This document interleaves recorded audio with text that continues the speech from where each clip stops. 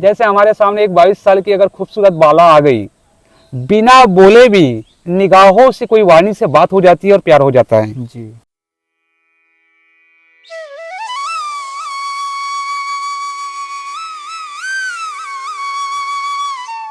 महाराज जी, जैसे साधु संत महात्मा परमात्मा की खोज में जंगलों में भटक रहे हैं, साधना कर रहे हैं, तो परमात्मा का क्या कोई रूप रंग है, कोई मतलब कैसे उसको पहचाना जा सकता है? लोग तो उसका तात्पर्य ये है। जी अब ये बातें सारे बताने पे हमें परेशानी होती है, कहना तो नहीं चाहिए लेकिन कह देते हैं। जी मान लिया जाए हम यहाँ बैठे हैं, हमें जो लगने लगता है हम उसी पे तो भरोसा करेंगे।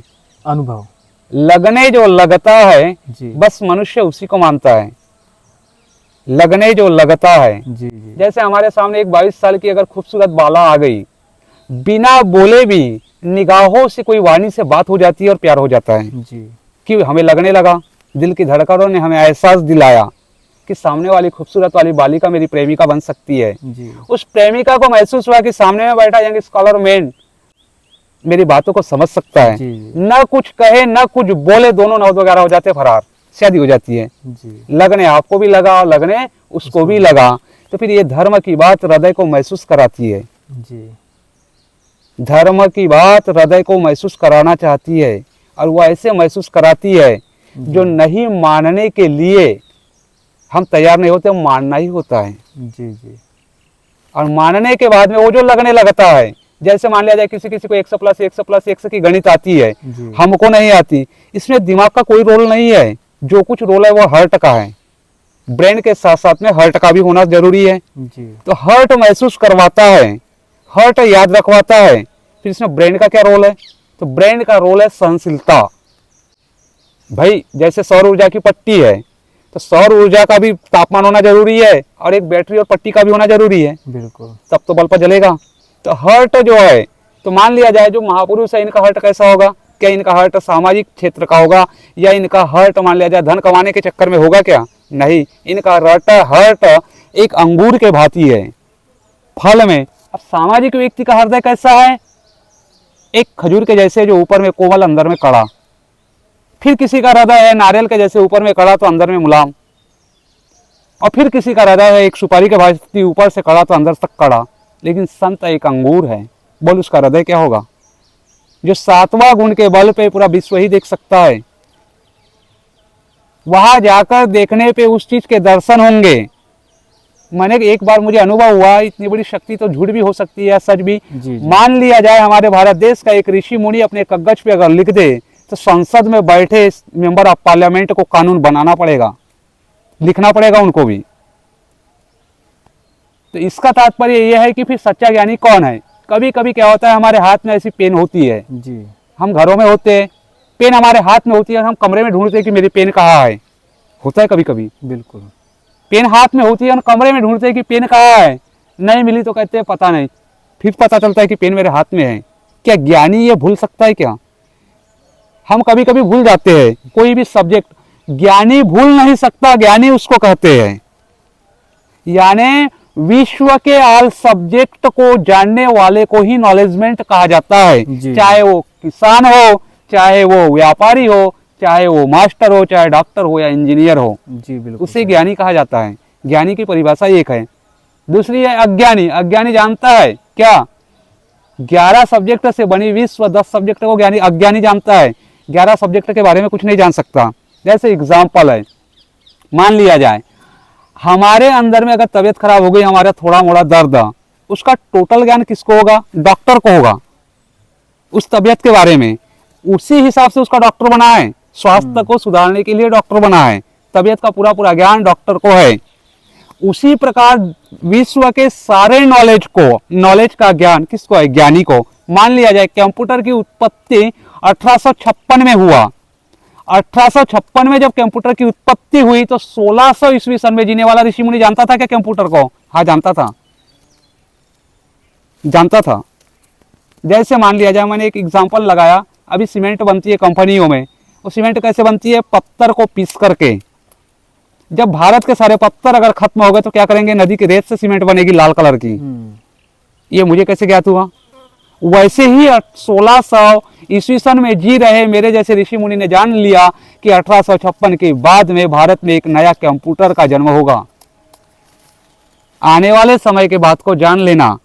फिर इतने सारे गुण मनुष्य के अंदर में अवतारित हो, क्या वो टोकना में लेकर आम बिकने जाएगा क्या मार्केट में? वो भूखा रह जाएगा पर सीतारामच करेगा। आम बिकने जाएगा क्या? वो अंगूर बिकने जाएगा क्या? नहीं, वो अपना सीतारामच करेगा। सही। कहने का तात्पर्य यह है कि मान लिया जाए एक मास्टर है, उसकी कोई परिभाषा है कि वो डीएड करता है। एक मजदूर है तो उसकी कोई परिभाषा है कि वह मजदूरी करता है। एक माँ है तो उसकी कोई परिभाषा है कि उन्होंने हमें जन्म दिया और जन्मदात्री है। एक बहन है, उसकी परिभाषा है। तो फिर एक ज्ञानी की परिभाषा क्या है? सही। तो यह जो ज्ञानी की परिभाषा मैंने जाना, जैसे संत संत संत तो कहते हैं, संत को कुछ आरक्षण है, कुछ लाभ है शासन की तरफ से, तो सुप्रीम कोर्ट में जानना चाहिए कि संत की परिभाषा क्या है। सही। होगी यार, वो परिभाषा होगी, जज जानता होगा सुप्रीम कोर्ट का। बिल्कुल। ऐसा तो नहीं है कि लंबे बाल बढ़ा दिए, लंबी दाढ़ी हो गई, पहन लिए भगवा कलर का, हम संत हो गए, ऐसा नहीं है। फिर संत को संत के हिसाब से न्याय देना होगा। तो संत की परिभाषा क्या है? कुछ परिभाषा होगी। बिल्कुल।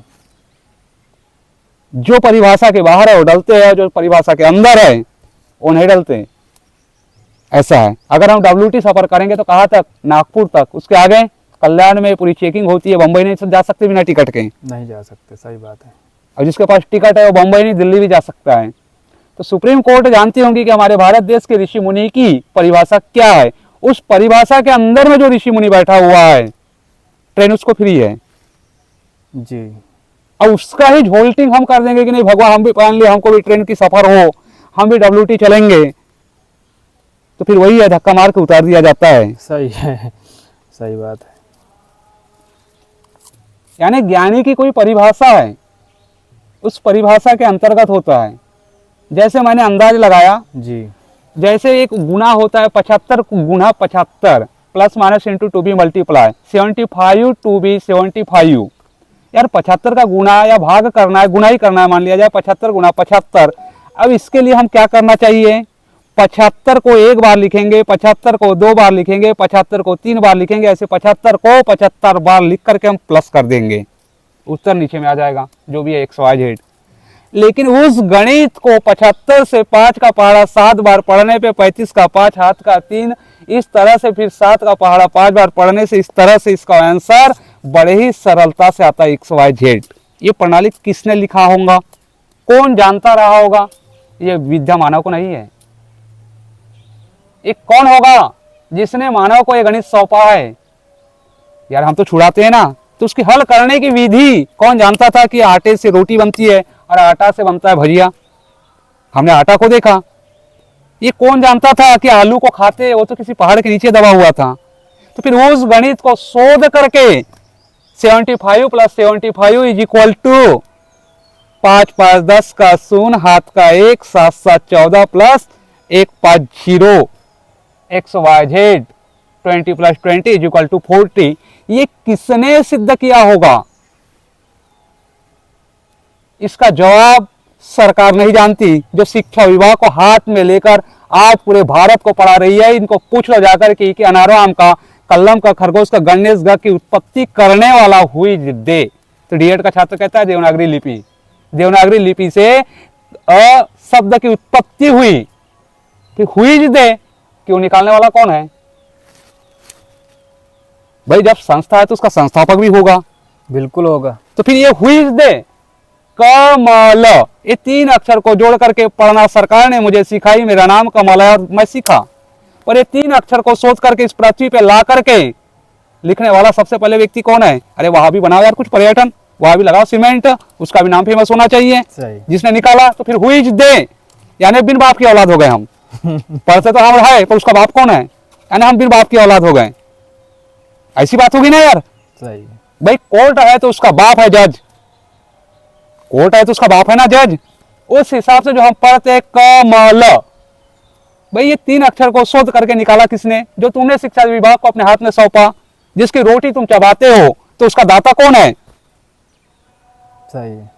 बोलते हैं देवनागरी लिपि, उसका दाता है ज्ञानी। अब ज्ञानी ने अपना नाम आगे नहीं लाया। अगर वो अपना नाम अगर आगे लाता यार तो वो दुखी हो जाता। ये ज्ञानी है। क्या वर्तमान में ऐसा कोई ज्ञानी बैठा है उसका दाता पे? ये तो सनातन 2000 साल पहले मनुष्य ने निकाल करके शोध किया, उस पद का ज्ञानी कोई हो सकता है क्या?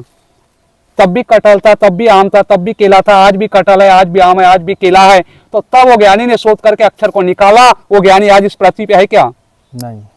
वो कहीं ना कहीं होगा, करोड़ों में एक। बिल्कुल। अब मेरे दर्शन ऐसे से हो गए, इसलिए मैंने भगवान को देख लिया, है ना। बिल्कुल बिल्कुल। अब इस बात को कोई सामने वाला माने तो सवाल है, आसमान की बारिश बरसा के दिखाना पड़ेगा तब ये मानव मानेगा, और मैं इतना बड़ा चमत्कार नहीं दिखा सकता। क्यों? अगर मैं इतना बड़ा चमत्कार अगर दिखा दिया तो मेरे छाती में दुखता है। सही। और मुझे मरीज होकर के जीना नहीं है, मुझे एक बुलंद की भरा स्वास्थ्य लेकर के जीना है। सही।